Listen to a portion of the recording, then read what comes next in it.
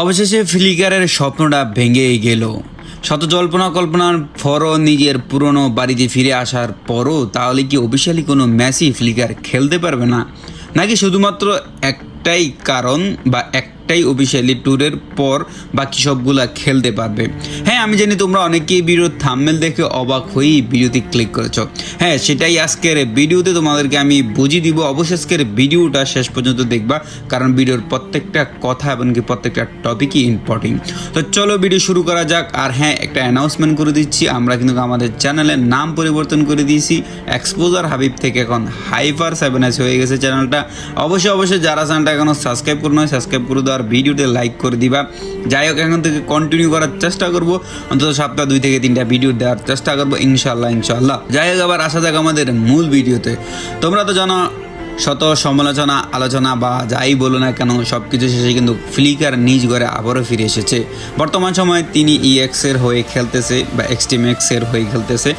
বর্তমান সময় এখন হচ্ছে FFMI চলতেছে। তো এটা শেষে হয়তো ফ্রি ফায়ার সিজন 3 থেকে BPL সিজন 3 থেকেই কিন্তু হচ্ছে টাইটানিক স্পোর্টসে যোগ দিচ্ছে হচ্ছে ফ্লিকার অ্যাজ এ স্নাইপার হিসাবে।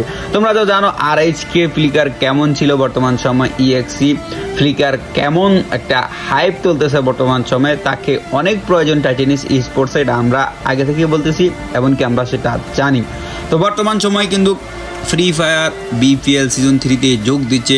তবে তার আগে রিসেন্টলি হচ্ছে আজকেই হচ্ছে কাফির একটা লাইভে বলা হয়েছিল যে অডিয়েন্স প্রশ্ন করছিল কি EWS কি ফ্লিকার খেলতে পারবে কিনা। কাফি সরাসরি জানিয়ে দিয়েছে যে ফ্লিকার কি EWC খেলবে না, ফ্লিকার EWC খেলবে না। নেমলেসের কাহিনী কি? নেমলেস ছিল হচ্ছে ভিটাস প্রোস টিমে ছিল। যখন আমরা প্রথমবার EWC খেলতে যাই তখন ছিল ভিটাস প্রোজে, তো আমরা মিলে ভাবছিলাম আমরা নামবো না।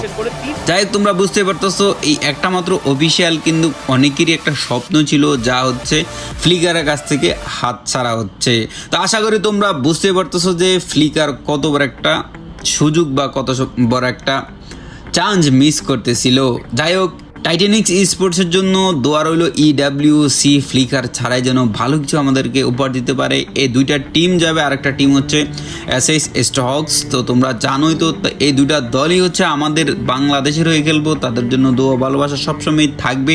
তো আশা করি তোমাদেরকে এই আপডেটটা জানানো ছিল। তো যাই হোক, ভিডিওটা কেমন লেগেছে অবশ্যই কমেন্ট করবা। আর হ্যাঁ, অবশ্যই তোমরা কোন ধরনের ভিডিও চাও তাও কমেন্ট করবা। আর অবশ্যই একটা কথা বলি, আমাদের চ্যানেলের ইউনিক এই নামটা কেমন লেগেছে অবশ্যই। ইনশাল্লাহ এই চ্যানেলে সব কিছুই হবে, লাইভ হবে, আড্ডা হবে, মজা হবে, সব কিছুই হবে। অবশ্যই তোমাদের সাপোর্ট প্রয়োজন। আর এখান থেকে ডেইলি আমি চেষ্টা করবো তোমাদেরকে কিছু শর্ট ভিডিও উপহার দেওয়ার জন্য।